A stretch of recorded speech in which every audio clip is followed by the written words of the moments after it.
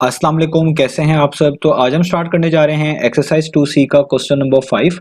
तो मेरे पास ये थिंक न्यू सिलेबस मैथमेटिक्स की बुक 2 है और उसका ये चैप्टर नंबर 2 चल रहा है। मैंने इस चैप्टर के नेम से एक सेपरेट प्लेलिस्ट बनाई हुई है, उसका लिंक भी नीचे डिस्क्रिप्शन में दिया हुआ है ताकि आप लोगों को इस चैप्टर से रिलेटेड तमाम सॉल्यूशंस एक जगह पर आसानी से इसी प्लेलिस्ट में मिल सके। इसके अलावा आपको डिस्क्रिप्शन में मेरे सोशल अकाउंट्स के लिंक यानी मेरी फेसबुक प्रोफाइल, मेरी इंस्टाग्राम प्रोफाइल और मेरा ईमेल आईडी भी मिल जाएगा। आप इन्हीं अकाउंट्स के थ्रू अपने क्वेश्चंस को, सजेशंस को मुझ तक भी पहुंचा सकते हैं। तो आइए स्टार्ट करते हैं क्वेश्चन नंबर 5 को। इसकी स्टेटमेंट को रीड करें तो यहाँ पे लिखा हुआ है using the elimination method solve each of the following pairs of simultaneous equations. तो आपको कहा जा रहा है कि क्वेश्चन नंबर 5 के डिफरेंट पार्ट्स में आपको डिफरेंट साइमल्टेनियस इक्वेशंस दी गई हैं। आपने इन साइमल्टेनियस इक्वेशंस को एलिमिनेशन मेथड के जरिए सॉल्व करके दिखाना है। अब साइमल्टेनियस इक्वेशंस हम ऐसी इक्वेशंस को बोलते हैं जिनको हम एक साथ सॉल्व करते हैं किसी कॉमन सोल्यूशन के लिए। तो ऐसा सोल्यूशन जो आपकी गिवन दोनों की दोनों इक्वेशंस को, जिनको साइमल्टेनियस इक्वेशंस कहा जा रहा होता है, उनको सेटिस्फाई करता हो, उसको उस सोल्यूशन को हम कॉमन सोल्यूशन कह रहे होते हैं। और उन इक्वेशंस को जिनको एक साथ सॉल्व करके वो कॉमन सोल्यूशन निकाला गया होता है, उनको हम साइमल्टेनियस इक्वेशंस बोलते हैं। साइमल्टेनियस इक्वेशंस को सॉल्व करने के बहुत से मेथड हैं, उसमें से एक मेथड एलिमिनेशन मेथड है। ये मैं आपको क्वेश्चन नंबर 1 में भी डिटेल से समझा चुका हूं और उसके बाद वाले आने वाले क्वेश्चन में भी एक बार और डिस्कस हुआ है। तो यहाँ पर हम इसको दोबारा डिस्कस करने जा रहे हैं। तो आइए स्टार्ट लेते हैं ए पार्ट से। तो ए पार्ट में आपको दो इक्वेशंस लिखी हुई नजर आ रही हैं, एक है x plus y is equal to 0.5 और एक है x minus y is equal to 1। तो जिस तरह मैं आपको पिछले क्वेश्चन में समझाता आ रहा हूँ कि जब भी कोई भी साइमल्टेनियस इक्वेशंस आपको सॉल्व करने के लिए आए, चाहे एलिमिनेशन मेथड से हो या सब्स्टिट्यूशन मेथड से, आपने सबसे पहले इनको लेबल कर लेना है। तो हम कह देते हैं कि जो पहली इक्वेशन है ये हमारी इक्वेशन नंबर 1 है और जो हमारी ये दूसरी इक्वेशन है इसको हम नाम दे देते हैं, ये हमारे पास इक्वेशन नंबर 2 है। आप कोई भी नाम दे सकते हैं। इसकी ये चीज करने के बाद आपने इनकी अरेंजमेंट देखनी है कि सेम वेरिएबल्स ऊपर नीचे लिखे होने चाहिए, कांस्टेंट भी ऊपर नीचे लिखे होने चाहिए। तो आप देखें पहली इक्वेशन में अगर x वाली टर्म पहले लिखी है तो दूसरे में भी उसके नीचे x वाली टर्म ही आपको लिखी हुई नजर आ रही है। पहली इक्वेशन में अगर बाद में y वाली टर्म लिखी है तो उसके बिल्कुल नीचे दूसरी इक्वेशन में भी y वाली टर्म ही लिखी हुई नजर आ रही है। और इसी तरीके से राइट साइड पे कांस्टेंट्स ही आपको ऊपर नीचे लिखे हुए नजर आ रहे हैं, यानी अरेंजमेंट बिल्कुल ठीक है। अगर अरेंजमेंट ठीक ना होती तो पहले अरेंजमेंट को सही करते, यानी सेम वेरिएबल्स ऊपर नीचे होने चाहिए थे, सेम कांस्टेंट्स ऊपर नीचे। सेम कांस्टेंट का मतलब जैसे ऊपर कांस्टेंट होता है उस तरह नीचे भी कोई ना कोई कांस्टेंट होना चाहिए था। ये करते, इसके बाद हम अगले स्टेप पे जाते हैं। अब क्योंकि ये दोनों चीजें सही हो गई हैं, अब हम एलिमिनेशन मेथड को करेंगे। और एलिमिनेशन मेथड में आपको पहले समझा चुका हूं, तो इसमें हमने एक वेरिएबल को एलिमिनेट करना होता है, डिलीट करना होता है। उस वेरिएबल को एलिमिनेट करके हमें दूसरे वेरिएबल की वैल्यू मिलती है और जब उसकी वेरिएबल की वैल्यू मतलब मिल जाती है तो किसी भी इक्वेशन में पुट करके हम जो जिस वेरिएबल को एलिमिनेट किया था उसकी वैल्यू भी निकाल लेते हैं। इसी को एलिमिनेशन मेथड बोलते हैं। अब आपने किस वेरिएबल को एलिमिनेट करना है आपकी चॉइस है, आप जिस मर्जी वेरिएबल को एलिमिनेट कर सकते हैं, इस शर्त के साथ कि उन वेरिएबल्स के साथ लिखा हुआ यानी उनका कोफिशिएंट सेम होना चाहिए। जैसे आप देखें पहली इक्वेशन में जो x वेरिएबल है इसके साथ कुछ नहीं लिखा हुआ तो आप 1 कंसीडर करेंगे, ये इसका कोफिशिएंट है। नीचे वाले वेरिएबल में जो x है, नीचे वाला जो वेरिएबल है x, अगेन दूसरी इक्वेशन में उसका कोफिशिएंट भी कुछ नहीं है यानी 1 है। इस तरह y का भी है, पहली इक्वेशन में जो वेरिएबल y है इसका भी कोफिशिएंट 1 है और दूसरी इक्वेशन में जो वेरिएबल y है इसका भी साथ कुछ नहीं लिखा हुआ तो कोफिशिएंट आप 1 ही लेंगे, इसका भी कोफिशिएंट 1 है। साइन को अगर आप एक तरफ रखें तो यहाँ पे x और y दोनों वेरिएबल्स के कोफिशिएंट्स एक जैसे ही हैं, x का x के साथ मैच करता है, y का y के साथ मैच करता है। तो अगर ऐसा हो तो आप किसी भी वेरिएबल को एलिमिनेट कर सकते हैं। अगर कोफिशिएंट सेम ना होते तो पहले इनको सेम बनाते हैं और फिर इनको एलिमिनेट करते हैं। तो अब आपकी चॉइस है। तो मैं यहाँ पर वेरिएबल जो है y इसको एलिमिनेट करने जा रहा हूँ, आप चाहें तो x को भी एलिमिनेट कर सकते हैं। अब आपको यहाँ पे कुछ रूल्स देखने हैं जो मैं क्वेश्चन नंबर 1 में समझा चुका हूँ कि अगर आप किसी वेरिएबल को एलिमिनेट करना चाहते हैं और उस वेरिएबल के कोफिशिएंट तो सेम हैं ही लेकिन उनके साइन ऑपोजिट निकल आते हैं। जैसे यहाँ पे देखें y वेरिएबल और ये कोफिशिएंट तो सेम है ऊपर नीचे, लेकिन इनके जो साइंस है वो अलग हैं। इधर 1 के पीछे प्लस लिखा हुआ है, नीचे जो वेरिएबल y है उसके कोफिशिएंट जो 1 है उसके पीछे माइनस लिखा हुआ है। अगर तो साइन ऑपोजिट होंगे तो इक्वेशंस को ऐड किया जाएगा तब वो वेरिएबल एलिमिनेट होगा। अगर इनके साइन सेम होते तो एक में से दूसरी इक्वेशन को सब्ट्रैक्ट किया जाता तब वो वेरिएबल एलिमिनेट होता जिसको आप एलिमिनेट करना चाहते हैं। तो यहाँ पे हम y वेरिएबल को एलिमिनेट करना चाहते हैं, इसके कोफिशिएंट्स के साइन ऊपर और नीचे देखें तो ऑपोजिट है, एक जैसे नहीं है, तो आपको इनको ऐड करना होगा। तो इसलिए मैं यहाँ पे लिखूंगा adding equation number 1 and equation number 2। तो ऐड करने का तरीका ये होता है कि लेफ्ट साइड को लेफ्ट साइड में ऐड करते हैं, राइट साइड को राइट साइड में ऐड करते हैं। तो पहली वाली इक्वेशन की लेफ्ट साइड जो है वो है 1x प्लस 1y, उसमें ऐड कर दें, आगे मैं राउंड ब्रैकेट्स यूज कर रहा हूं। दूसरी इक्वेशन की लेफ्ट साइड जो कि है 1x माइनस 1y, इस तरह राइट साइड को राइट साइड में ऐड करेंगे। पहली इक्वेशन में राइट साइड पे लिखा हुआ है 0.5 और उसमें आप ऐड कर दें दूसरी इक्वेशन की राइट साइड जो कि है 1।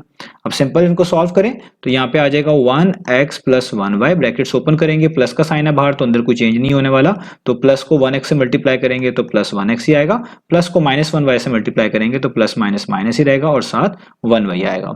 तो यहाँ पे आप 0.5 और 1 को ऐड कर दें, 0.5 में 1 ऐड करें तो ये आपके पास हो जाता है 1.5। अब आप इधर देखें 1x प्लस 1x ये कितना होता है, ये तो होता है 2x, और ये प्लस 1y और माइनस 1y कैंसिल आउट हो जाएंगे क्योंकि प्लस माइनस माइनस होता है, 1y माइनस 1y कितना हो जाएगा 0, 0y भी कह सकते हैं। तो इसी को कहते हैं एलिमिनेट करना, ये आपने वेरिएबल y को एलिमिनेट कर दिया। अब यहाँ पे जस्ट क्या बच गया 1.5। अब ये 2 यहाँ पर मल्टीप्लाई हो रहा है, इसको आप इक्वेशन के दूसरे मूव करेंगे तो ये वहां जाके इस 1.5 को इस तरीके से डिवाइड करेगा। अब यहाँ पर आप इस चीज को मैन्युअली जो है डिवीजन के जरिए सॉल्व कर सकते हैं, वो आपकी अपनी चॉइस है, ठीक है। तो मिसाल के तौर पे मैं यहाँ पे इसको करके दिखाता हूँ। 1.5 को आपने डिवाइड करना है 2 पे, ये 1 छोटा है 2 से तो 2 0 टाइम्स करना पड़ेगा, 2 0 टाइम्स कितना होता है 0, क्योंकि यहाँ पे 1 माइनस 0 कितना बन जाएगा 1। अब जब यहाँ पे 1 बन गया, अब आपको डेसिमल के बाद एक डिजिट उतारना है जो कि है 5। जब डेसिमल के बाद एक डिजिट उतारेंगे ऊपर डेसिमल लगाएंगे तो एक तरह का ये 15 ट्रीट किया जाएगा। तो 15 के पास पास कहाँ पे आता है 2 7 टाइम्स करके आता है, 2 7 टाइम्स कितना होता है 14, और यहाँ पे 15 माइनस 14 कितना हो जाएगा, वो हो जाएगा 1। अब यहाँ पे जब डेसिमल लगा हुआ है आप खुद से एक यहाँ पे 0 लगाकर इस तरह नीचे 0 उतार सकते हैं ताकि ये 10 बन जाए। तो 2 आपके पास 5 टाइम्स कितना होता है 10, तो आप यहाँ पे इधर कर लेंगे 10 और 10 माइनस 10 0 हो जाएगा। आप इधर ऐसे भी कर सकते थे कि 2 को जो यहाँ पे पहले से 0 लगा लेते और बाद में इसको मैनेज कर लेते, वो भी सही है, और इसको डेसिमल खत्म करके तब भी कर लेते, तब भी आपको ये आंसर बड़ा इजीली पता चल जाता। तो यहाँ पे आपके पास x की वैल्यू आ गई 0.75। अब आप इस वाली x की वैल्यू को ऊपर दी गई किसी भी एक इक्वेशन में पुट कर दें, आपको y की वैल्यू पता चल जाएगी। तो मैं इस इक्वेशन नंबर 2 में पुट कर रहा हूं क्योंकि यहाँ पे कोई भी नंबर ऐसा नहीं है जो कि डेसिमल फॉर्म में हो, तो जरा आसानी हो जाएगी। तो मैं यहाँ पे लिखूंगा put x is equal to 0.75 in equation number 2। आप किसी भी इक्वेशन में पुट कर सकते हैं, याद रखिएगा। तो जो आसान है उसको ले लें, तो ये दूसरी वाली ज्यादा आसान है, 1x minus 1y is equal to 1। तो मैं यहाँ पे लिख लेता हूँ 1x minus 1y is equal to 1। x की जगह पे यहाँ पे आप वैल्यू पुट कर दें, ये हो जाएगा 1 मल्टीप्लाई बाय x की value 0.75 minus 1y is equal to 1। तो अब 1 को 0.75 से मल्टीप्लाई करेंगे, ये 0.75 ही आएगा। यहाँ पे भी आप चाहें तो खाली y लिख लें, 1 ना भी लिखें तो भी ठीक है।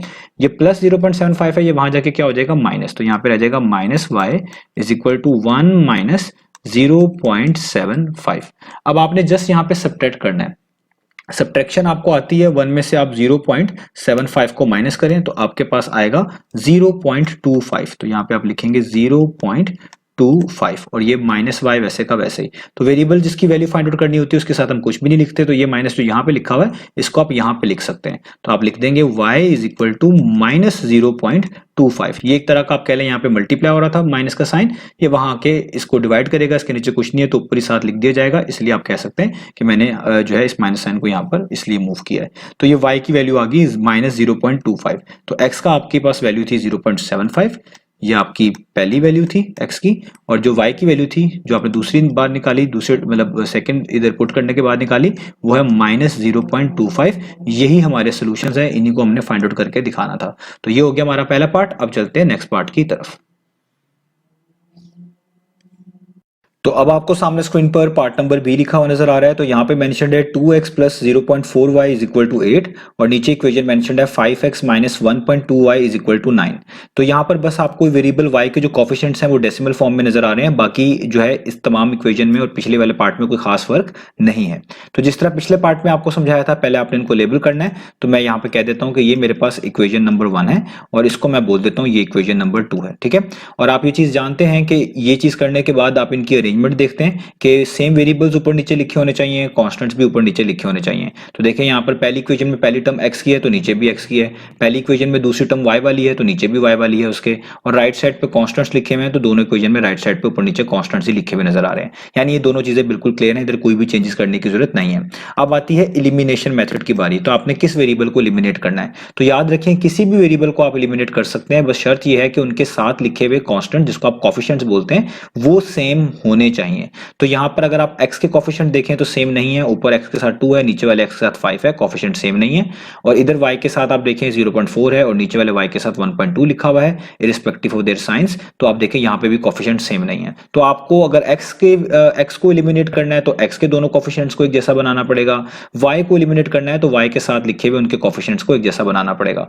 तो अगर आप x के कोफिशिएंट्स को एलिमिनेट करना चाहते हैं तो आप जानते हैं कि 2 को 10 बनाया जा सकता है, 2 5 टाइम्स 10 होता है, और नीचे वाले 5 को भी आप 10 बना सकते हैं, 5 2 टाइम्स 10 होता है। तो अगर ऊपर वाली सारी इक्वेशन को दोनों साइड पर 5 से मल्टीप्लाई कर दिया जाए और नीचे वाली तमाम इक्वेशन को 2 से मल्टीप्लाई कर दिया जाए तो x वाले वेरिएबल के कोफिशिएंट सेम हो जाएंगे और आप इनको इजीली एलिमिनेट भी कर पाएंगे।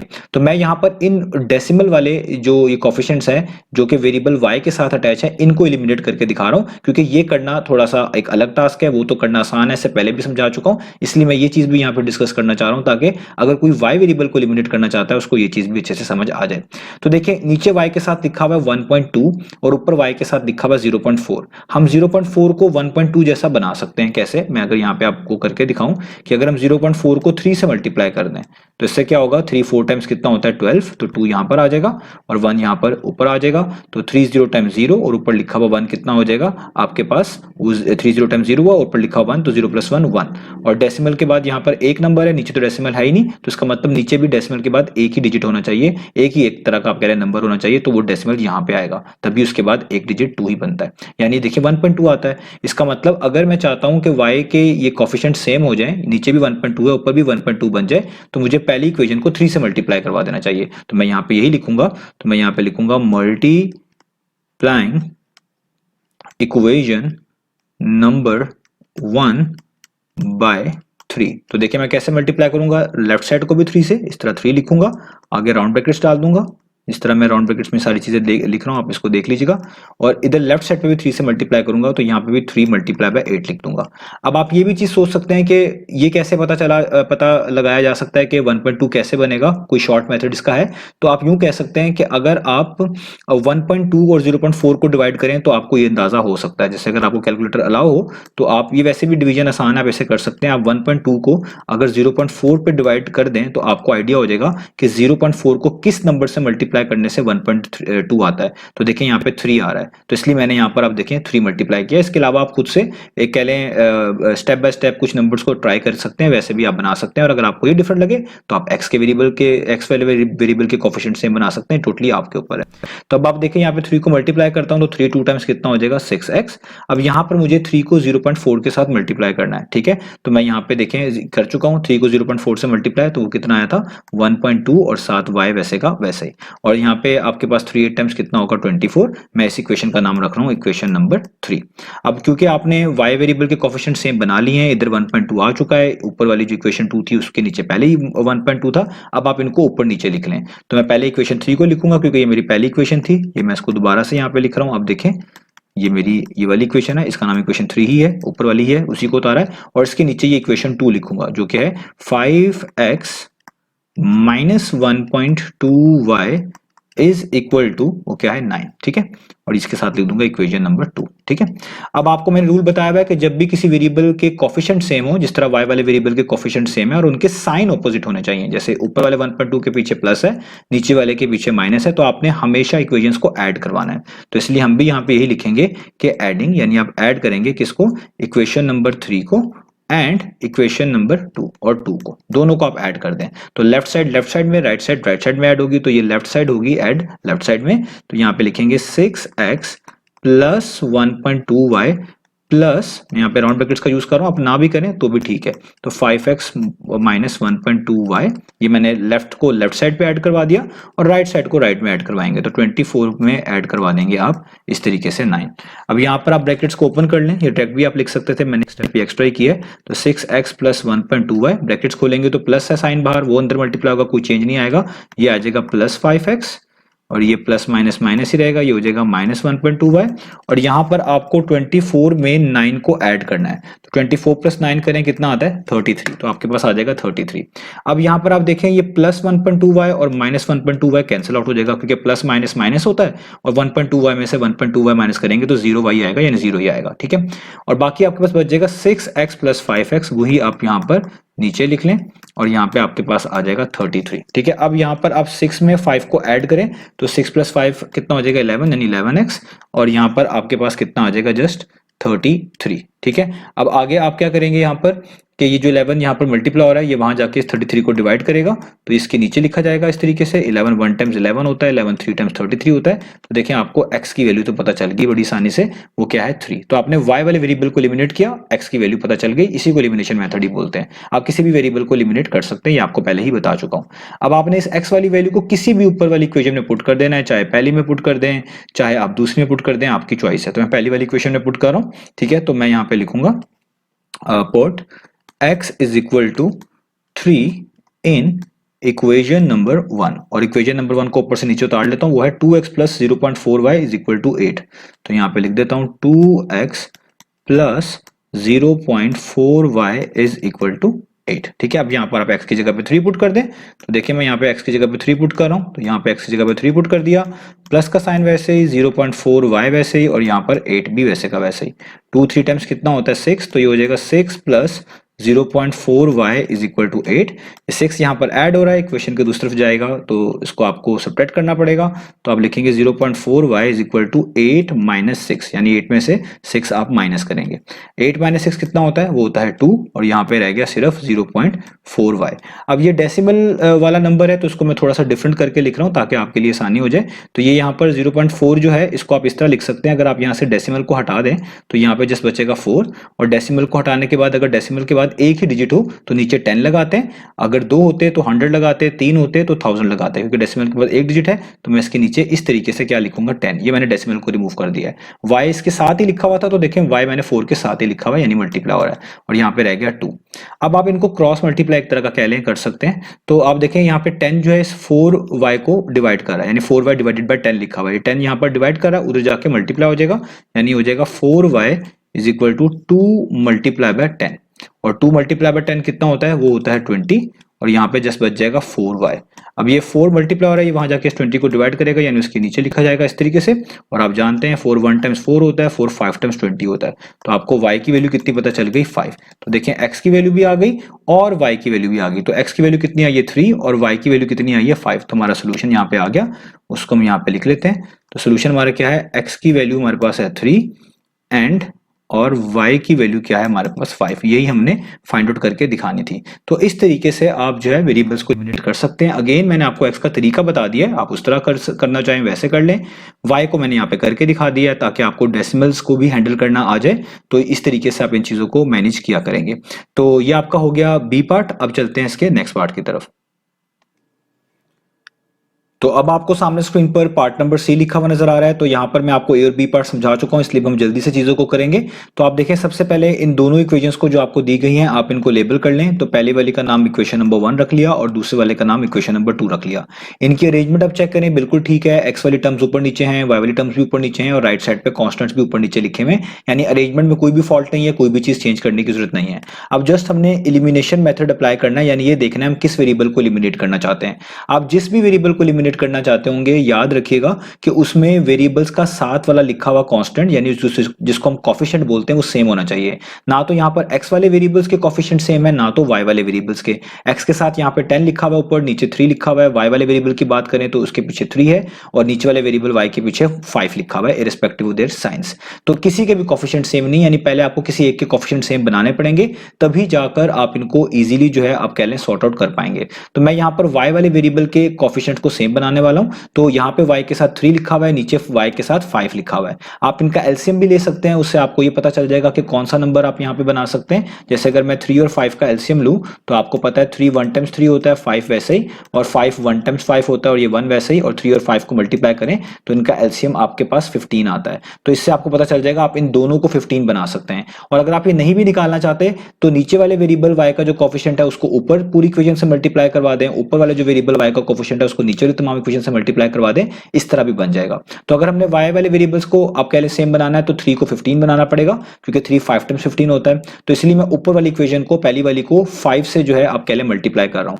तो मैं यहाँ पे शॉर्ट फॉर्म में लिख रहा हूं मल्टीप्लाइंग इक्वेशन 1 बाय 5। तो मैं पहली वाली इक्वेशन को 5 से मल्टीप्लाई करूंगा। तो आप देखिएगा मैं यहाँ पे लिखूंगा 5 multiply by 10x minus 3y, इसको मैं राउंड ब्रैकेट्स में लिख दिया और यहाँ पे लिख दूंगा 5 मल्टीप्लाई बाय 24.5। पहले मैं इस इक्वेशन को सही कर लूँ, सॉल्व कर लूँ, फिर अगली इक्वेशन पे जाऊंगा। तो 5 10 टाइम्स कितना होता है, वो होता है 50x, और ब्रैकेट्स ओपन करेंगे तो 5 को 3 टाइम्स करेंगे, यहाँ पे हो जाएगा 15y और माइनस का साइन वैसे का वैसा ही। इधर आप मल्टीप्लीकेशन को इस तरीके से कर सकते हैं कि 24.5 मल्टीप्लाई बाय 5 लिखा हुआ है, आप यहाँ पे डेसिमल को अगर खत्म करें तो ये हो जाएगा 245, डेसिमल के बाद एक डिजिट हो तो नीचे 10 लिखा जाता है, तो ये देखिए हटा के 10 लिख दिया, इधर 5 रह गया, 5 1 टाइम्स 5 होता है और 5 2 टाइम्स 10 होता है, तो ये हो गया 245 डिवाइडेड बाय 2। तो 245 को आप 2 पर डिवाइड कर लें, आपको वैसे पता चल जाएगा मैन्युअली, और किसी चीज को 2 पर डिवाइड किया जाए उसका मतलब उसका हाफ किया जा रहा है, तो 245 को अगर आप 2 पर डिवाइड करेंगे तो उसका हाफ बनता है 122.5। तो ये आपके पास एक नई इक्वेशन आ गई, इसको आप बोल लें इक्वेशन नंबर 3।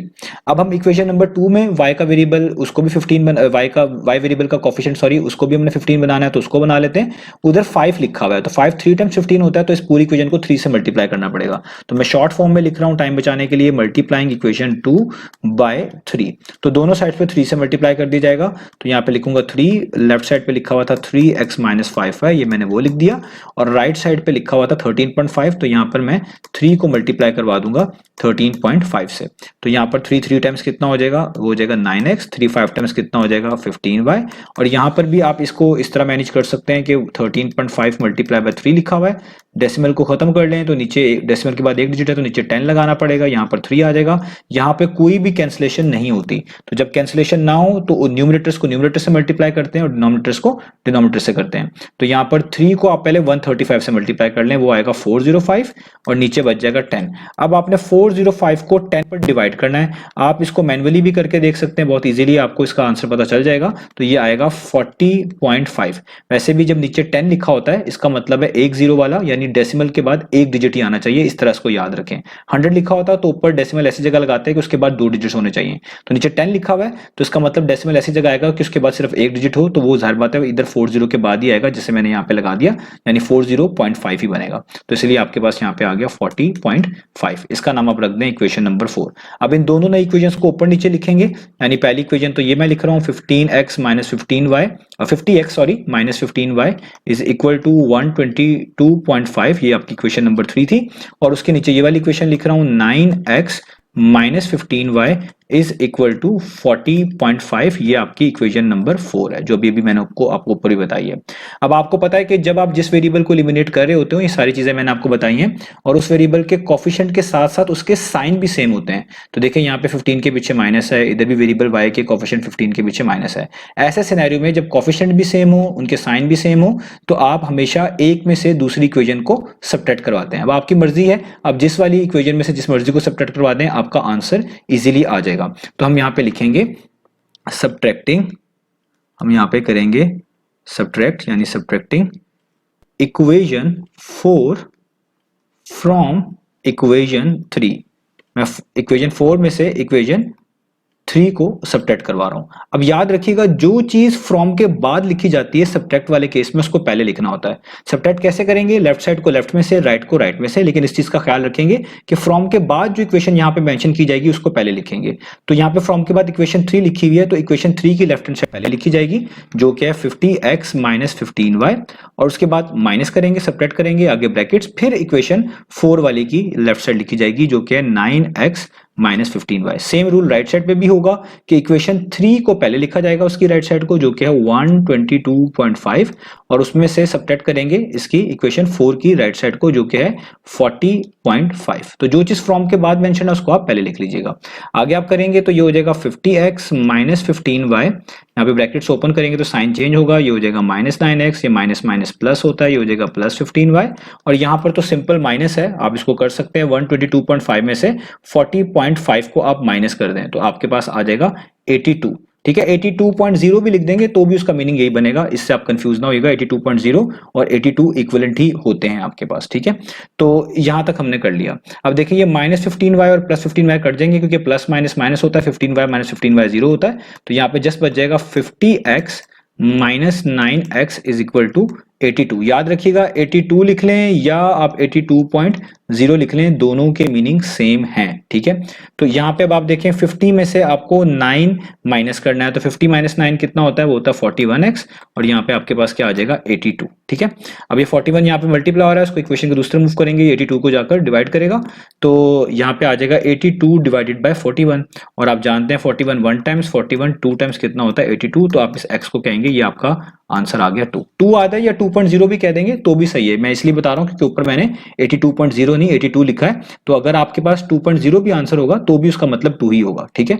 तो x की वैल्यू आपके पास 2 आ गई। अब ये वाली वैल्यू आप किसी भी इक्वेशन में पुट करवा दें, चाहे पहली इक्वेशन में पुट करवा दें, चाहे दूसरी इक्वेशन में पुट करवा दें, आपको आपके आंसर्स मिल जाएंगे। तो मैं जो है इधर आपके पास जो है इस दूसरी वाली इक्वेशन में, आप इक्वेशन 1 में भी पुट करवा सकते हैं, मैं दूसरी इक्वेशन में पुट करवा रहा हूं, तो मैं यहां पे लिखूंगा कि put x is equal to 2 in equation number 2, ठीक है। तो इक्वेशन नंबर 2 हमारे पास है 3x minus 5y is equal to 13.5, तो यहाँ पे लिखता हूँ 3x minus 5y is equal to 13.5।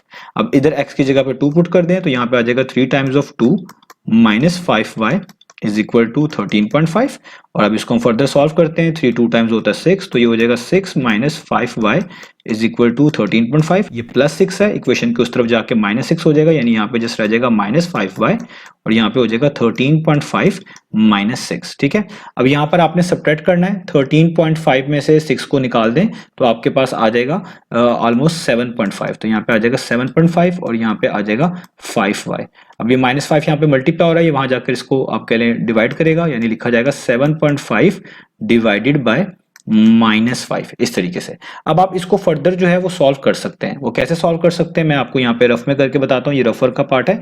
आप इसको ऐसे लिख लें 7.5 डिवाइडेड बाय -5, ठीक है। ये और डेसिमल को हटाएंगे तो आपको पता है डेसिमल के बाद एक डिजिट है तो नीचे 10 लगाना पड़ेगा। इस -5 के नीचे कुछ नहीं लिखा हुआ, अगर आप इसके नीचे अपनी आसानी के लिए 1 लिख लें तो आप जानते हैं जब भी डिवाइड को मल्टीप्लाई बनाते हैं तो उसके आगे जो भी चीज लिखी होती है उसका रेसिप्रोकल कर लेते हैं, तो ये 1 ऊपर आ जाएगा और -5 आप कह लें इस तरह नीचे आ जाएगा। अब यहाँ पे आप कैंसिलेशन कर सकते हैं, 75 और 5 जो है ये कैंसिल आउट होते हैं 5 से। 5 1 टाइम्स 5 होता है और 5 15 टाइम्स कितना होता है 75, तो यहाँ पे ये 15 और ऊपर 1 बचा हुआ है, 15 मल्टीप्लाई बाय 1 15 ही होगा, नीचे 10 और ये -1 बचा हुआ है, माइनस का साइन और ये 1, तो 10 मल्टीप्लाई बाय -1 -10 ही होगा। अभी भी आप देखिए इनको आप फर्दर कैंसिल आउट कर सकते हैं, 5 2 टाइम्स 10, 5 3 टाइम्स 15, तो ये आंसर आ गया 3/2, जिसको आप यहाँ पे माइनस के साइन के साथ लिख सकते हैं। तो आपके y वाले को y वेरिएबल का जो आंसर है वो आ गया -3/2, ऐसे भी लिखा जा सकता है। आप इसी आंसर को डेसिमल में लिखना चाहें तो 3 का हाफ कितना होता है, वो होता है 1.5, यानी आप इसको -1.5 भी लिख सकते हैं। और इसी आंसर को अगर आप मिक्स फॉर्म में लिखना चाहें तो आपको आता है माइनस वैसे का वैसे ही, ये 2 भी वैसे का वैसे ही, 2 को 1 से मल्टीप्लाई करने से 2 आता है और 2 में 1 प्लस करें तो ऊपर वाला नंबर 3 बनता है, यानी 1 यहाँ पे लिख दें तो ये आंसर भी आप लिख सकते हैं। तो ये सारे आंसर्स आपके बिल्कुल ठीक है। तो x की वैल्यू मैंने ऊपर आपको बता दी थी, वो आ गई 2, और y की वैल्यू मैंने आपको ये बता दी, ये सारी इनमें से कोई भी कोड कर सकते हैं, तो यही आपका सोल्यूशन है। तो उम्मीद है आपको तमाम पार्ट्स अच्छे से समझ आ गए होंगे। इंशाल्लाह अब हम नेक्स्ट वीडियो में मिलेंगे बाकी सोल्यूशन के साथ। लास्ट वाला पार्ट आपका होमवर्क है, मैंने आपको ये पार्ट समझा दिए, इन्हीं की मदद से आप वो बड़ी आसानी से वो वाला पार्ट भी कर सकते हैं, बिल्कुल सेम है, कोई भी चीज चेंज करने की जरूरत नहीं है, बस यही पैटर्न फॉलो करिएगा। क्वेश्चन नंबर 1 भी आपको समझाया था एलिमिनेशन मेथड में, उसको अगर आपको कोई प्रॉब्लम आए तो आप उसको भी देख सकते हैं, उससे आपके लिए और आसानी हो जाएगी। तो इन्हीं मेथड के जरिए वो पार्ट भी बड़ा इजीली आप कर लेंगे। तो उम्मीद है वो आप खुद से ट्राई करेंगे। इंशाल्लाह हम नेक्स्ट वीडियो में मिलेंगे बाकी सॉल्यूशंस के साथ।